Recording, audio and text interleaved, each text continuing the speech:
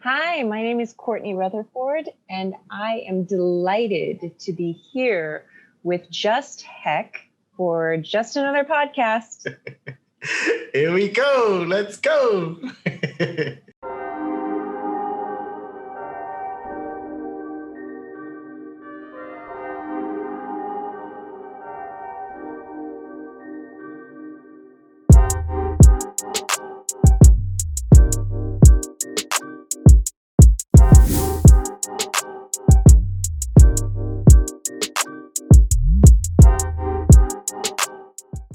Good evening, ladies and gentlemen. This is just.hek with episode 16 of Just Another Podcast. Episode 16. Tonight I have a special guest. Her name is Kourtney Rutherford. Curtsy, at Curtsy on Instagram. You want to see her beautiful doggy.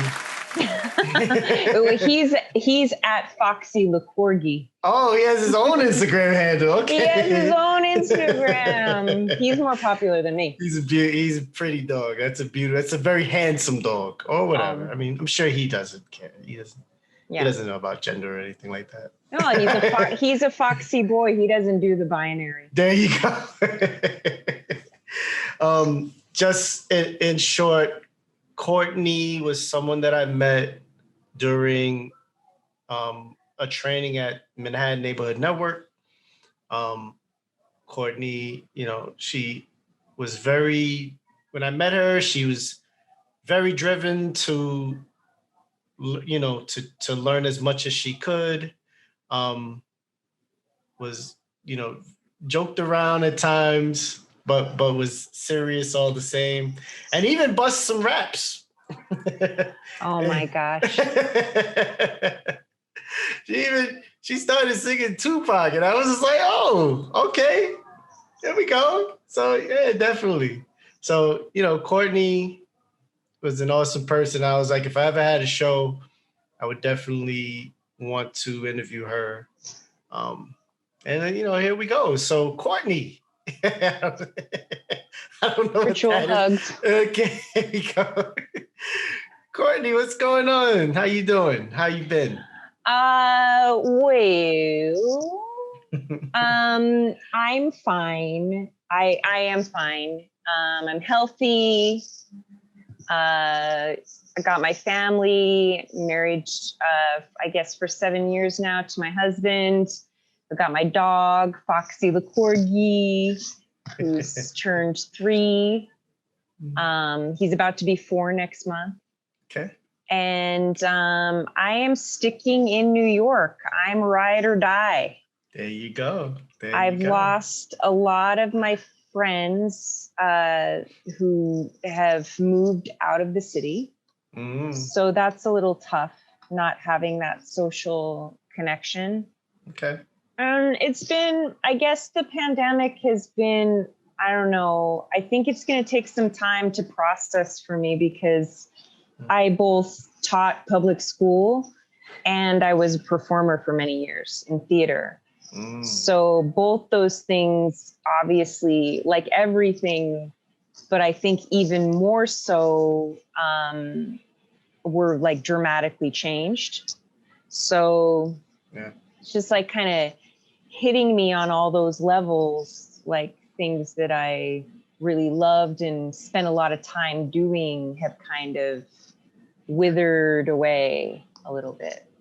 Okay. So I have a friend she's the front line. She's a nurse, front line working in COVID. She actually left. She went out west to help with like cities that were under siege with the coronavirus and stuff like that. She's actually back now, and I say that to say because she's actually going to be providing vaccinations to Broadway So, I mean, there's some hope in that. No, totally. I think it's very exciting. The place where I work right now, the French Institute Alliance Française, they're opening their theater in May to a limited capacity. Awesome. And yeah, we're going to start, seeing some rebirth. It's exciting. Are you feeling better? You had your own recent bout with the Rona.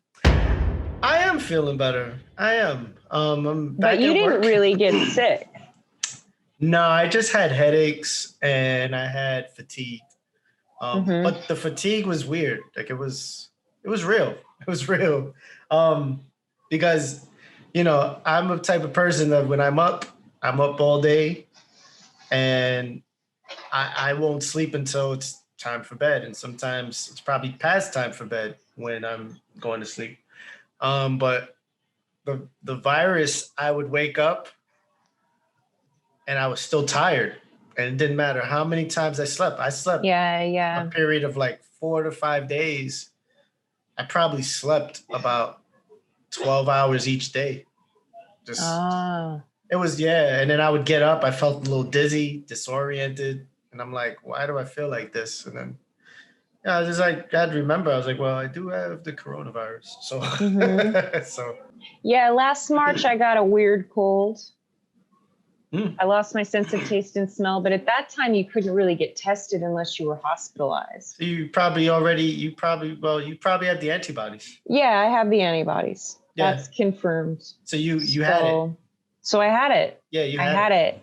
Yeah. So I lost sense of taste and smell, and it was like a long recovery. It was sort of like it was a 3 or 4 week of just not feeling good.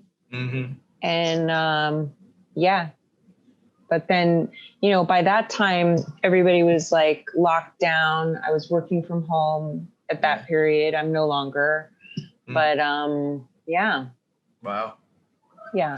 Yeah. What was that like, losing your sense of taste and smell? It was really freaky. I was like, I go straight to Dr. Google. I'm just like, what loss of taste and smell? Like it really affects, you don't realize how much, eating has to do with smell. Yeah. And, I'm a big like wine fan and stuff like that. So it's just like drinking a glass of wine. It's sort of like it lost its point because you it tastes like anything. it doesn't really, you can't, you drink a glass, you have the feeling of like the physical relaxation and stuff, but it's you don't have the taste, so it doesn't really register. I had a friend who he was like, I lost my sense of taste to smell. He was like, I didn't know that was the coronavirus. He's like, I didn't know what it was. And he was like, he would go to the bathroom and it was nothing, and he was just like, something's wrong. And he was like, he said, there's nothing crazier than being excited to actually smell your own poop. Smell your own poop. He was like, he said. No, that was the other thing though. It's like I would taste certain things and it would taste like poop. Oh no. Yep. Yeah. Like certain cheeses. That's still going on actually. Certain fermented foods, they just taste weird to me. Yeah. And I mean, this is like a thing. I've read, 4 to 6 articles that this is like a real phenomenon. Where people like taste stuff. It tastes like rotten meat or metal or, whatever. Yeah. I have another friend who still hasn't regained the full sense of, she was like, everything is like water. She's like, there's nothing that tastes that. She's like, I can't taste anything. She's like, and it's crazy. She's like, I have a little bit. She's like, I'm regaining it slowly, but she's like, it's like 6 months. She's like, people are having to retrain themselves. Right. Which is crazy. It's whoever made this virus.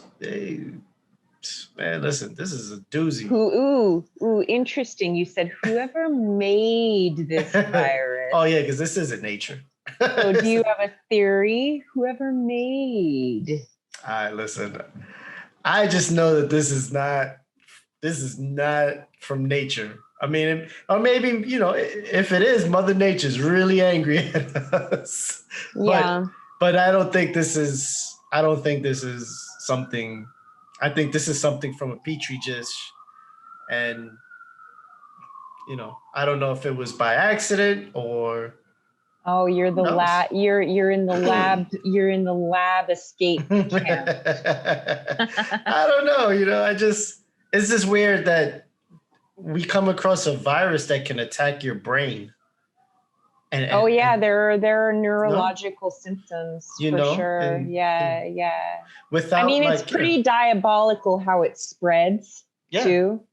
Definitely. You know, it's like, remember, you see it sometimes. Like, I mean, I'm vaccinated, so I do from time to time go to indoor dining or bars or whatever, and like you see like all the hand sanitizer and stuff. It's like, it's almost quaint now. It's like, oh yeah, remember when we thought it was on surfaces?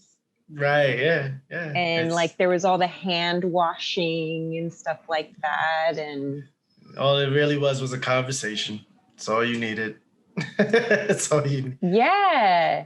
Conversation, go to a crowded concert hall. I actually think I caught my case at Dallas Barbecue.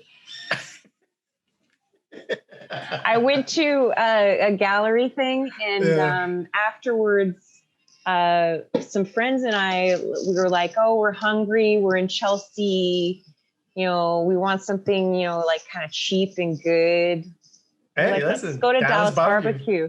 So it was like late February, like prime time. And it was packed. It was packed. And we stayed a while. We got our meals, you know, like I got wings or whatever, and we got, you know, the fishbowl margarita. Of course, that's what you go there to get. I don't go there for the food. Yeah.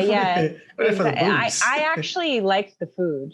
I mean, like okay. the different things on the menu are better than others. But yeah, I think it's good. Edible. It's good. It's not, you know, but I want the super size, you know, with the tequila slotted in with the shot and the big umbrella. Oh yeah. They put it in a little test tube or whatever. Exactly.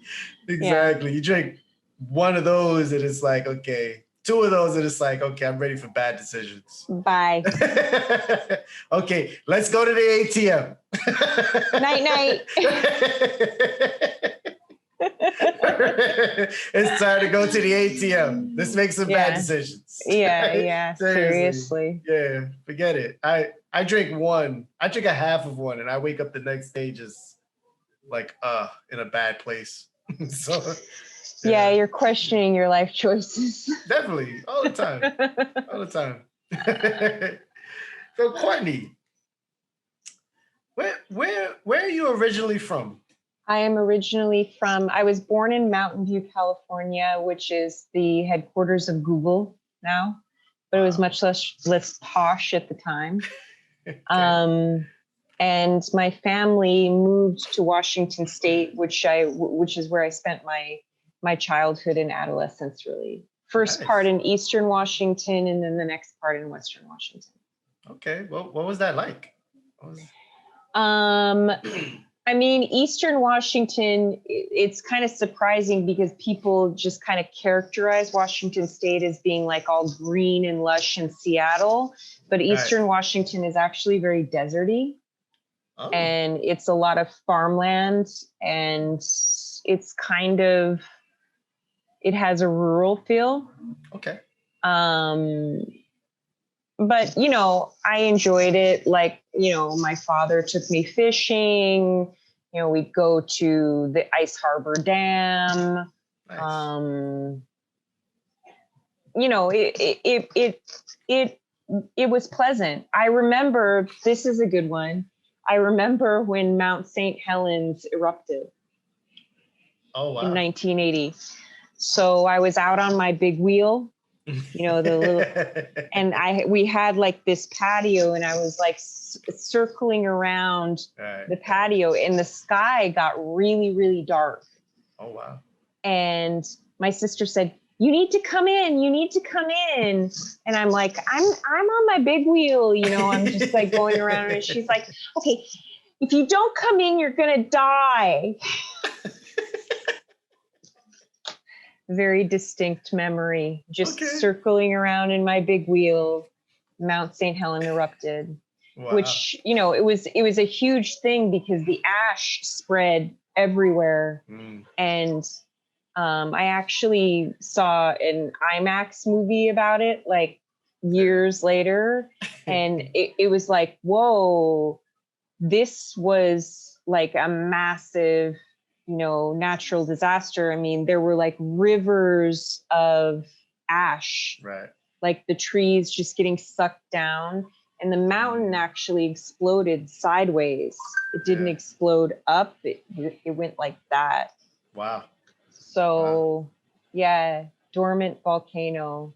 A lot of natural beauty, which, you know, it's sort of like if that's always around you, you don't have the same appreciation for it that you do when, you know, say you take a trip or something like that.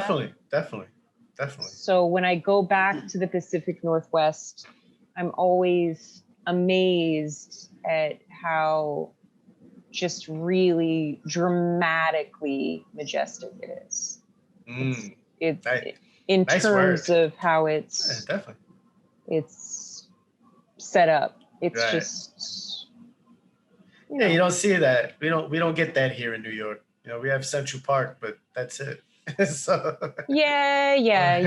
or Pelham Bay Park, or you know, like we don't have a Crotona Park. Kind of. No. But you know. I mean, well, that was my drive to move to New York. Actually, was because in Seattle, you know, a lot of people favor those activities like going out kayaking, or, you know, it's a big sports town. They're into the Seahawks. Yeah. Used to have the Supersonics. Yes, we used to have the Supersonics. My dad had a Supersonics shirt from like the 70s that he wore for like over a decade. He loved the Supersonics. Man, they need to get a team back there. I heard it's coming, but that would be great. Yeah. That would be great. So you grew up in Washington State, and you know you grew up. So you fast forward. Where'd you go to college? I went to NYU. I did. NYU. So you came all the way to New York. Yeah, I went to NYU. I went to Tisch School of the Arts. Yes. I went to the acting program there. I went to the experimental theater wing. I started at Lee Strasberg, which is like the sort of method acting studio. And then I transferred to the experimental theater wing because that was sort of like the theater that I liked, that I thought was cool.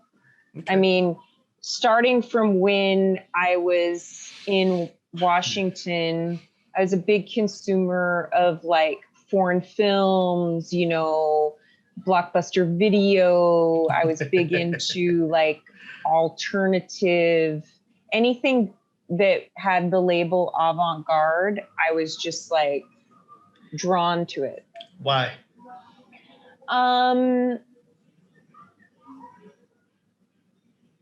That's a really good question. I think because it's a very easy way, if you feel like a little bit insecure, to feel a sense of belonging. Okay. You know, like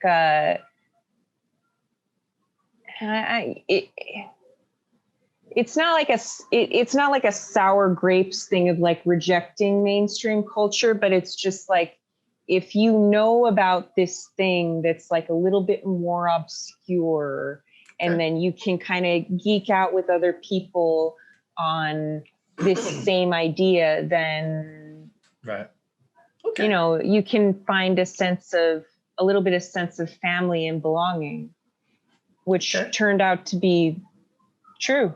Yeah. Okay, definitely. at the severe expense of like any sort of commercial or monetary success I might have had. But yeah. Okay.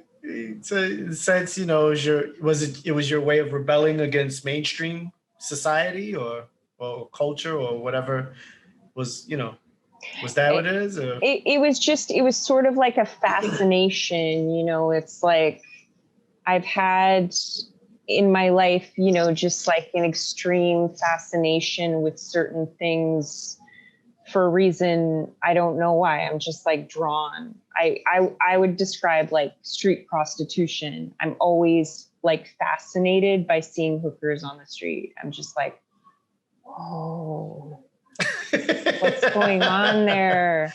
Like they're waiting to have sex.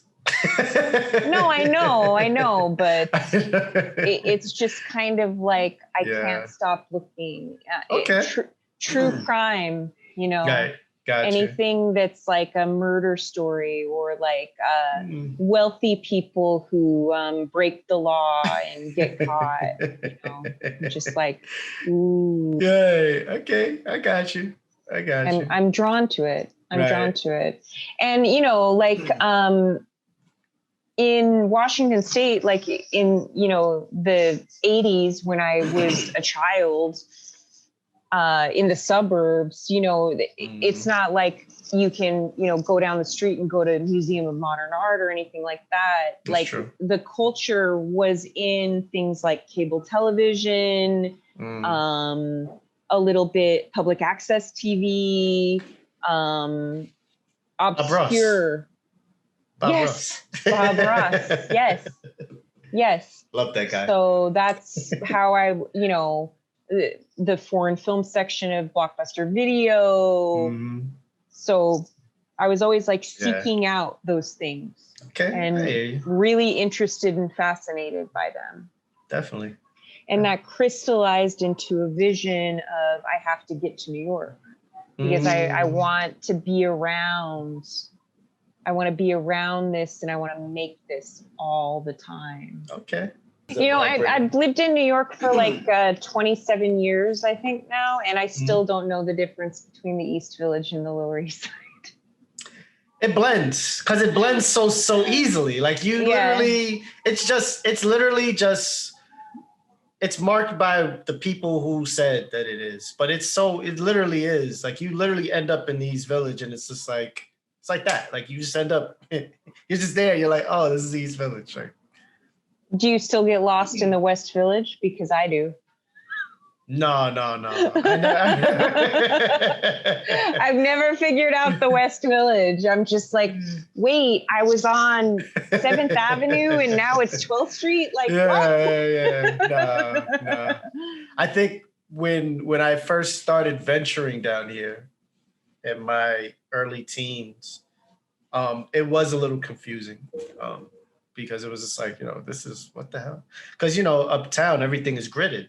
You got. Of course, that's what I'm talking about. Yeah. West Village, it's like the most poorly planned. Yeah, it is. It's like streets that take ramshackle. It's like, what is Little West 12th Street? What? Yeah. Now I'm on Perry? Yeah. It's nuts. It's nuts. It is. It really is.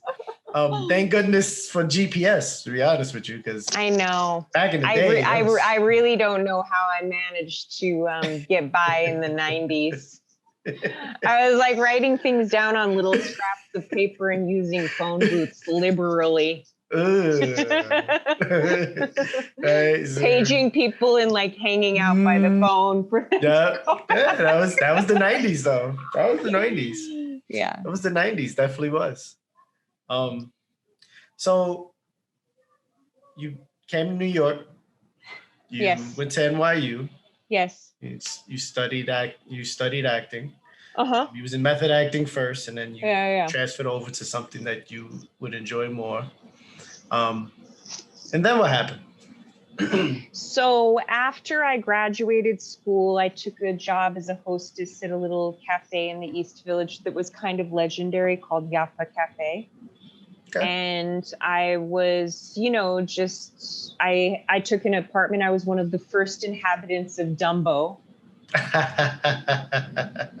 They didn't have like anything down there. I had to go to Brooklyn Heights to do my laundry. There was not a deli. There was not a bodega.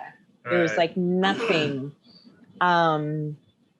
And I'm humming along, and I actually got hired by my choreography teacher at NYU's dance company that I subsequently went on to work with for 21 years. Wow. So I worked with them. I did many, many shows with them. But I always had a parallel career where I had to earn a living because, you know, I kind of had this like 15% of my life where it was like really good and really ecstatic. I was traveling around the world, working as a professional performer. But then there was this other like 85% that was just like doing whatever I needed to do to survive, you know, just like waiting tables. I worked as a publicist. I was a personal assistant for like an extremely long amount of time for a very wealthy woman. Right. You name it, like admin assistant, temping. Wow. Okay. Just doing whatever it took. Right. And I decided eventually in, I think it was like 2008 or 9, I was like, well, I want to try to integrate, you know, I want to try to maybe think about teaching what I do. So I want to teach drama and dance and English because I like writing too. Mm-hmm. So I went back to school and I got my master's in education, and I started working for the public school system. I only did it a year. I only lasted a year. Why only a year? Because I was working for an extremely tough school. Oh, okay. Like very, very violent. In terms of like the kids fist fighting, so much poverty. It was just like every problem of society was like jammed into this work environment that I was doing. And I couldn't handle it. I was just like, it was too challenging for me. Very, very stressful. Can imagine. But, you know, I remember like when I was making that transition, I read that book, What Color is Your Parachute? And they picked teaching for me. Like I really felt like if I could just teach in a vacuum and not, I think I could even handle the kids. Yeah. But it's not just the kids. It's also the administration. And there's a lot of people, I think, who are attracted to the education fields that are not particularly suited to do that job. You're right. You know, because like the work of getting my master's, it wasn't very intellectually hard. It just took a lot of time.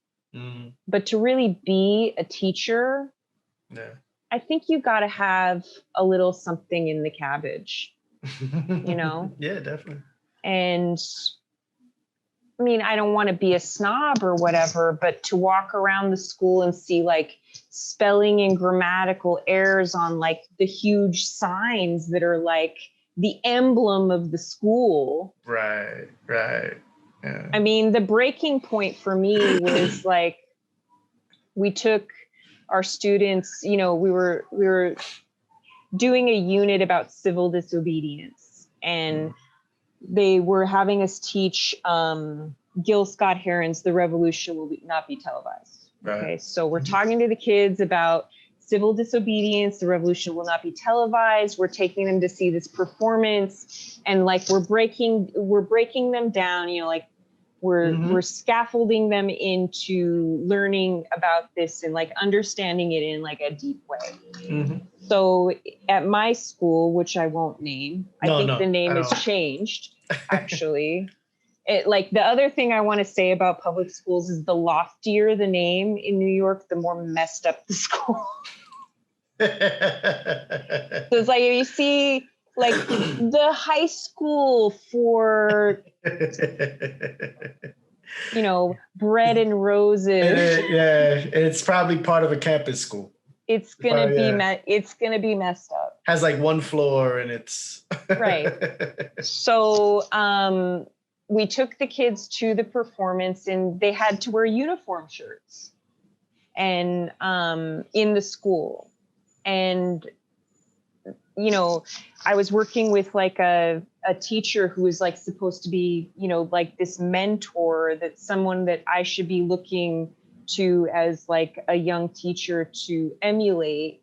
Right. And, you know, very good social studies teacher. I think he really cared about the kids, but, you know, they're coming in and he's like screaming at them to put on their uniform shirts at this like you know, it's just like, put on your uniform shirts, do it now. And I'm like, you know what? Yeah. You don't want these kids to learn. Right. Yeah. Because you don't want these kids to learn about civil disobedience. Like, if they understood the concept of this, right, actually, you'd have no power. Right. They'll burn the shirts and throw them at you. Yeah, exactly. Yeah. So it was just sort of like, what are we doing here? You know, this is dumb. No, this is right. Like, you know, you want people to just have like some surface, like intellectual knowledge of this event, but you don't want them to really experience it. Yeah. But at the same time, you're telling me the way people learn is through this constructivist knowledge where it's like you learn by doing things. Right. Yeah. It's, you know, public school, unfortunately, it was better. I mean, at least in my mind, it was better in the 80s with so much more going on. And then, you know, I speak about like the crack epidemic that was rampant throughout New York City. There's so much going on. You know, teachers were like basically they were teaching, and then they were social workers, and I mean there was so much going on in the 80s, the late 80s specifically. But you still got a great education. Teachers held you accountable. And then fast forward, I would, you know, there's been schools that I've worked in. There's been, you know, after school programs that I've been in. And, you know, when I first figured out that something was wrong with the education system was in 2000. It was in 2000. I was working in an after school program in Harlem. And this girl was in 4th grade. And I looked at her homework and it was like 2nd grade level. And in my mind, I'm like, well, why do you have this homework? So I'm helping her and I'm like, okay. And she's struggling, obviously, because she wouldn't have this homework if this wasn't an issue. But there were so many red flags during this session that I'm tutoring her. And I'm just like, in my mind, I'm like, how did she get to the 4th grade? You know, she shouldn't have. And not to say that, you know, to hold her back, you know, would be you know, I don't know. Forget the social aspect of it because, okay, yeah, she may get left back and whatever, but you know, pushing her forward is not doing her any justice.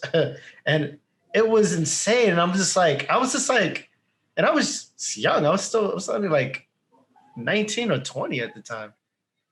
And that happens all the time. I was just like, what the hell is going on? And then as I got older and I was working in different capacities within schools, I was teaching sex ed through a nonprofit. Woo-hoo! Oh, it was woo-hoo, but it was, you know, when a young person asks you whether you should swallow versus Whoa. you just, you know, as a facilitator, you got to hold a straight face and be like, well, you know, health would tell you, you know, risk reduction would tell you to spit it out. But actually, risk reduction would tell you to swallow it.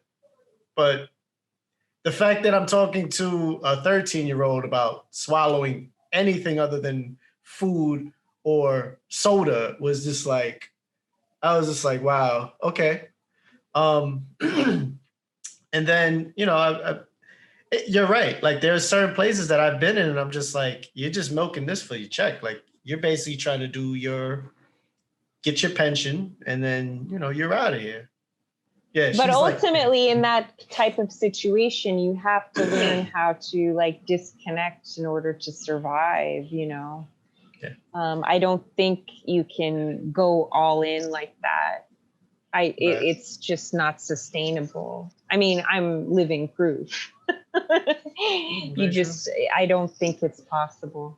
Yeah. I don't think it's something that's meant to succeed, unfortunately. But, you know, if I had children of my own, I wouldn't hesitate to send them to public school because I do think there are great teachers there. And I think that it requires that kind of investment to change, you know. Whew. Oh, you okay? Bless you. Thank you. Sorry, I'm gonna edit that out. That's fine. Yeah. But I mean, there's some great public schools. You have Brooklyn Tech in Brooklyn, obviously. Yeah. There's is Stuyvesant a public school? It is. You know, Stuyvesant's but great. I mean, it's like that, you know, how public it is very controversial. Oh, because, no, definitely. You know, like I still have just the classic cliche anxiety dream, like on the regular, especially during the pandemic where it's like, I'm graduating school, but I realize I haven't taken math for like the entire semester.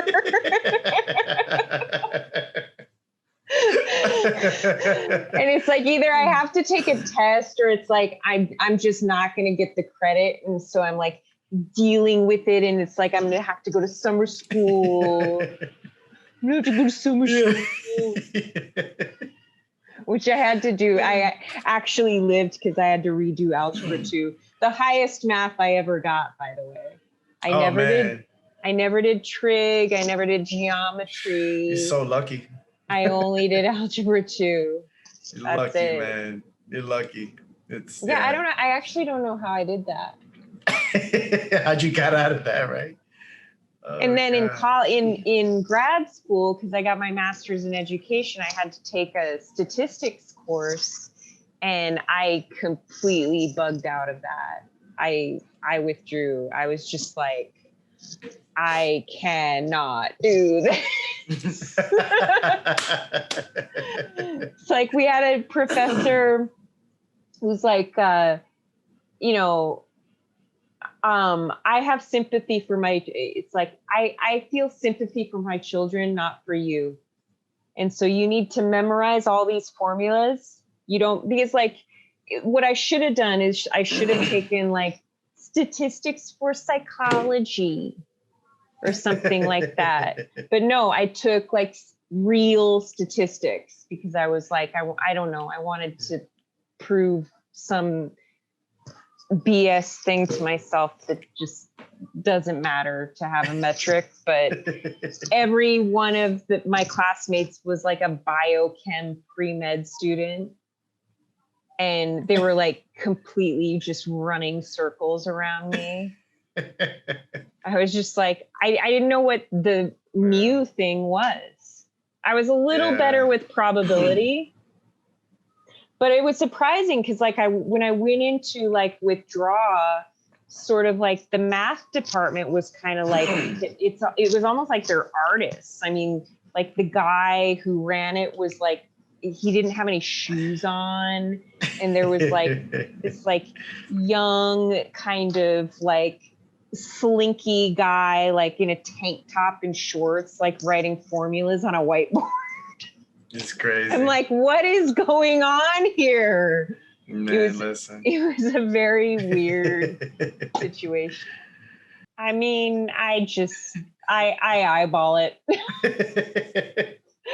I eyeball it and I guesstimate. And even then it's like half the time it's like I was, it's Friday and I'm kind of fried, but it's like this happens on the regular. I'm like, so we have 800 students. She's like, wow, like the pandemic's really affected us because like I feel like we used to have like 8,000. I'm like, yeah, I meant 8,000.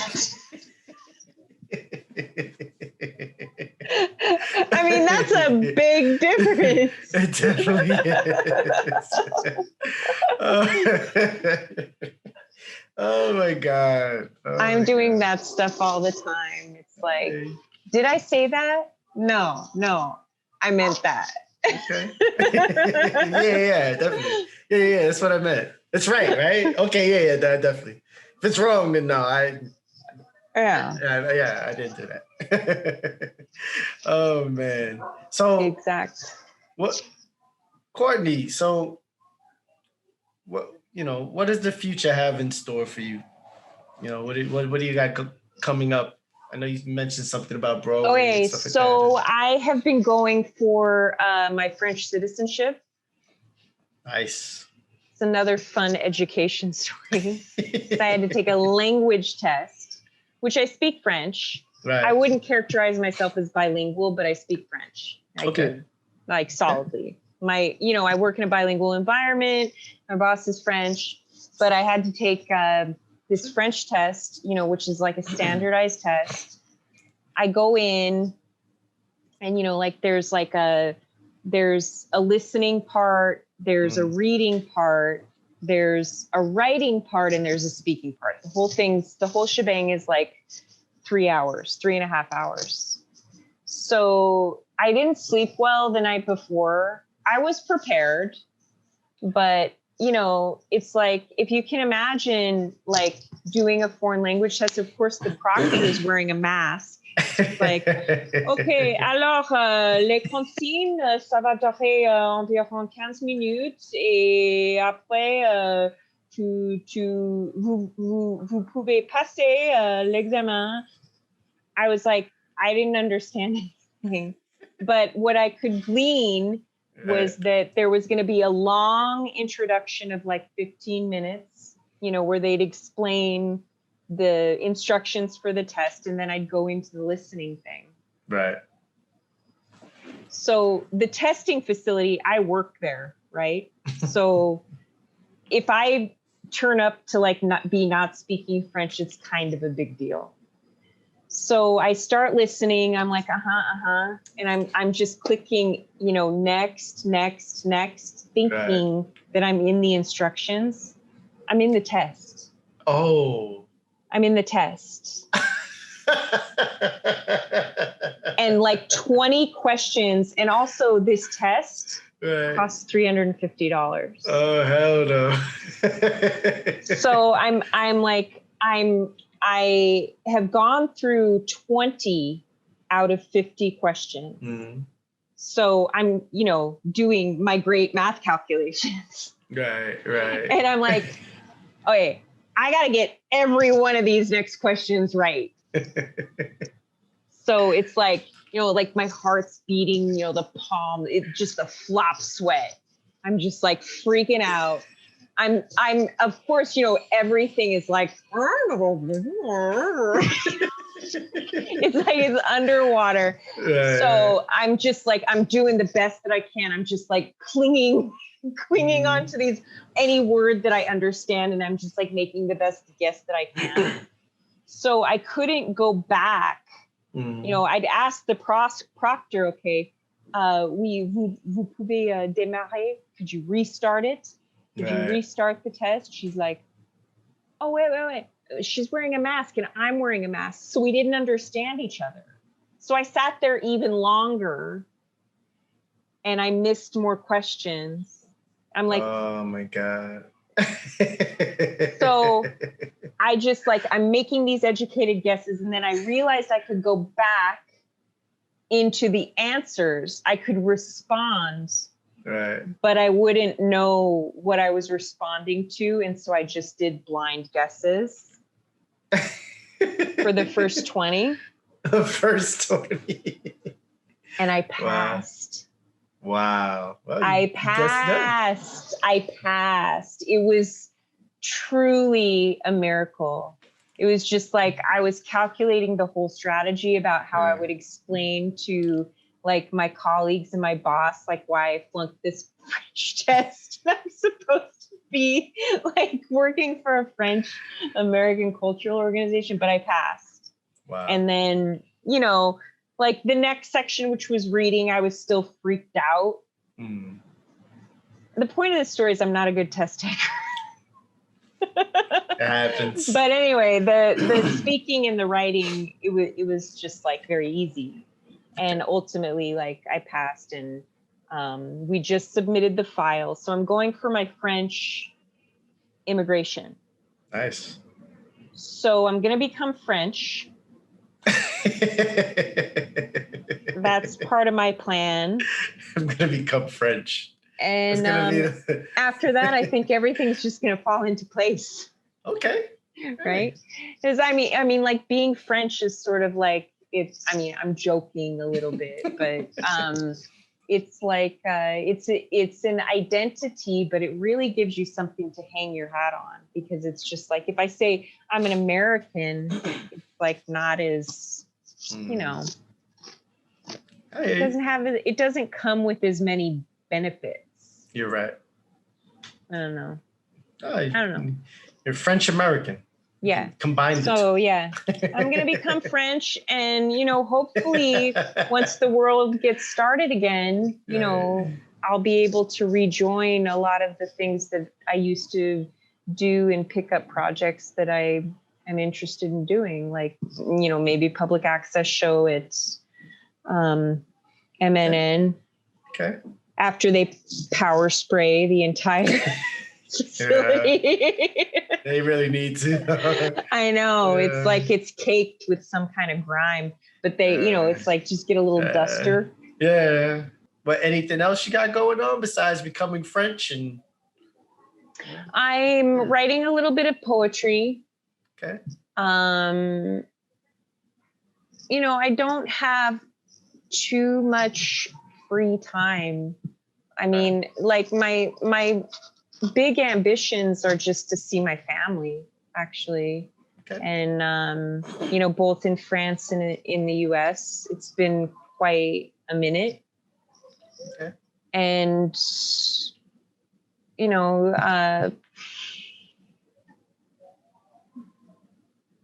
just kind of reconnect with a little bit of community and get back in the room with people and like generating ideas. Like I loved directing the show with you and the guys for Basketball Only. And that's really the environment, just getting myself in that environment where I thrive, where it's like I'm connecting to really nice people like you, and generating ideas and having some fun and laughing. And definitely.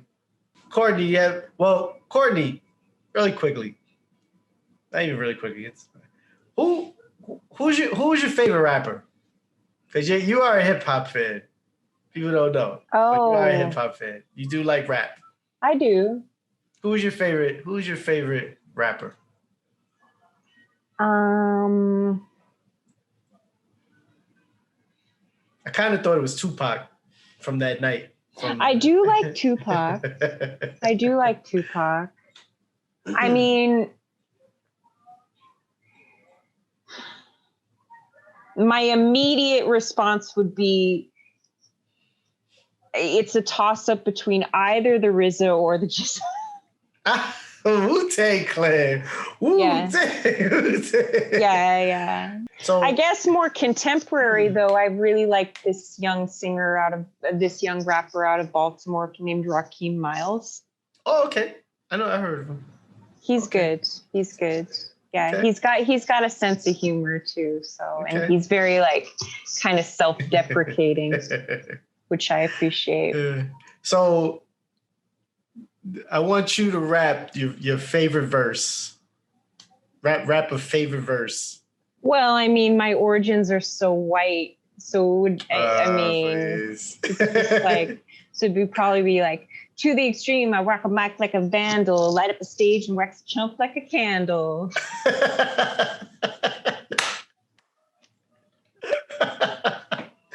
That's awesome. That's awesome. Yo, ladies and gentlemen, you had to hear her singing. She was singing Tupac one day. I had looked at her like, wait, what? Like, what are you singing right now? It was dope. She was like, yeah, just forget about it. And it was like Machiavelli. It wasn't like Tupac. Like it was like Hit 'Em Up or something like that. I was like, okay, Kourtney. I started calling you Killer K for the rest of the training. Oh, that's sweet.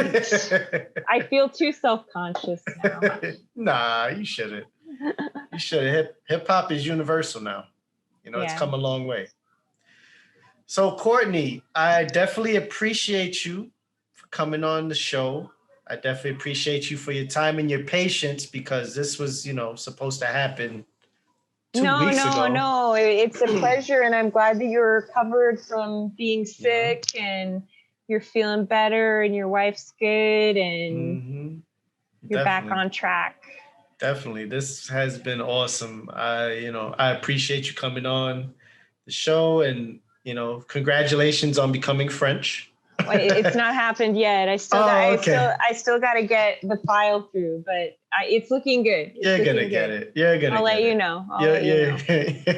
You're totally going to be French. They're going to, give you a whole basket of French dressing and croissants and whatever else. French dressing. Right? Beret. Baguette. And a bottle of red wine. That's right. You got it in the bag. And shoot. Well, we'll celebrate together. This has been really fun. Really good. Definitely. And I look forward to seeing you in person soon. We definitely will. Okay. So, Kourtney, thank you for your time. She's Kourtney Rutherford. I've been just.hek, and this has been Just Another Podcast. Thank you. Take care. Good night. Stay safe. And bye-bye. Bye-bye. Rock the mic. Rock the mic.